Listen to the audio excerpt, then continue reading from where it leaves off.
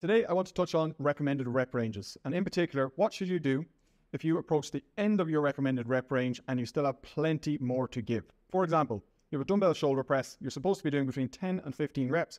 You get to 15 and you're thinking, that was pretty easy, I could probably do another 8 or 9 reps here. Should you stop at the 15 that has been recommended, or should you push closer towards failure, up towards 20 or 22 reps? Well, the short and sharp answer is you should be pushing closer towards that failure point. Why? Well, let's take an example. If you could do 30 full push-ups and you only do sets of 5 or sets of 10, you're not really going to get any better. You're not going to get stronger. You're not going to grow muscle. It's not going to do a whole lot for you. Why? Because you haven't hit a certain intensity threshold. We'll take another example. Your calf muscles probably haven't grown a whole lot in the last 5 or 10 years, despite you doing 8 or 10,000 steps every single day. Why is that the case? Because they have not hit that certain intensity threshold. So that's why they don't grow. And it's the same in the gym. If you're stopping a set or an exercise where you have 7 or 8 or 9 reps left in the tank, you're not getting as much as you can out of it. You're missing the best part, the end of the cornetto. So if you misjudge the weight on any week and you're able to outperform the recommended rep range, you definitely should push outside of the recommended rep range that's been given to you, without a doubt. Let's go through some practical tips to put into place so you don't way misjudge the weight and go way outside of the recommended rep range. On week 1 of any resistance training program, what are you doing? You're finding your feet, you're feeling out the movement, you're greasing the groove, and you're trying to figure out what weight is going to work for the next several weeks of training. When you are finishing any set on week 1 of any exercise, when you finish, in this case the dumbbell shoulder press, you're about to put them down, you're honestly saying to yourself, yeah, I could probably do about 3 more reps there. You put them down, and that's it.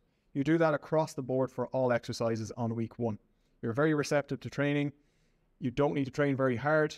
You may get very, very sore. So you should not push very, very hard on week 1. And you're using that to find the correct weight to use from week 2 onwards. On week 2, if you did misjudge the weight on week 1, so be it. If your recommended rep range is 10 to 15 on the shoulder press and you get to 15 and you're thinking, oops, I could probably do another 7 reps here, you should be pushing closer towards that failure point, leaving only 2 reps left in the tank at the end of the set. If you so happen to go outside the recommended rep range to get there, so be it. It won't make a difference. When you come in on week 3, you'll know that you've done 20 reps with your dumbbell shoulder press, so you might be able to pick the next set of dumbbells up, which will organically drop you back into the recommended rep range. That's the way we'll keep it for the next 6 to 7 weeks of training. So throughout the entire block of training, when you're finishing any set, back down, you should honestly say to yourself, before you put the weights back down, I could probably only do 2 more perfect reps here.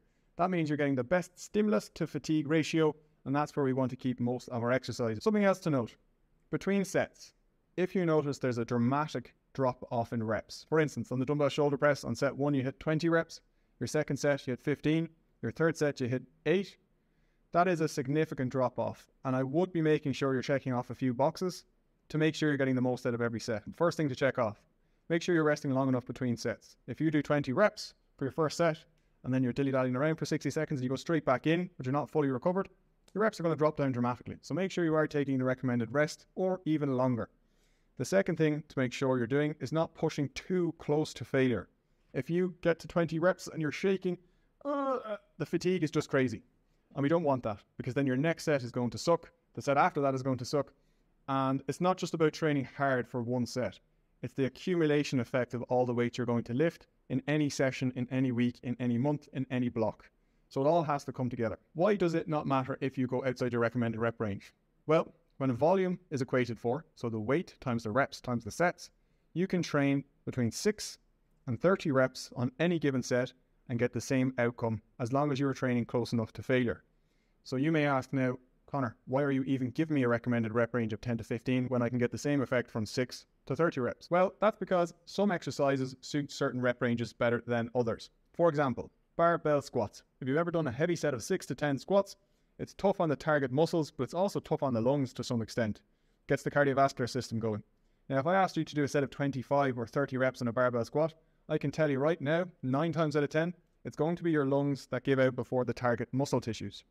And we don't want that. Of course, we can get some sort of cardiovascular benefit from resistance training, but it's not the goal. It's an after effect. We want to target the muscle tissue, and we don't want the lungs to give out first. So that's why we don't often give clients sets of 25 on a barbell squat. And on the other end of the spectrum, we've got something like a lateral raise, a very small muscle group, lateral delt. If you try to do sets of 6, your shoulders more than likely are not going to be very happy. So we generally have these in the higher rep ranges. As a very quick overview, just remember, if you have misjudged the weight and you so happen to have to push outside of your recommended rep range to get near enough to failure, not to failure, about 2 reps shy from failure, so be it. The next week, you will see that you went way outside the recommended rep range and you'll be able to pick a heavier weight, which will organically drop your reps back into the recommended rep range. Some exercises suit certain rep ranges. You can trial this yourself, do a heavy set of 6 on a lateral raise and you'll know all about it. You won't want to do it again. Try some sets of 30 reps on the barbell squats and come back to me, tell me how you get on. Not really suitable.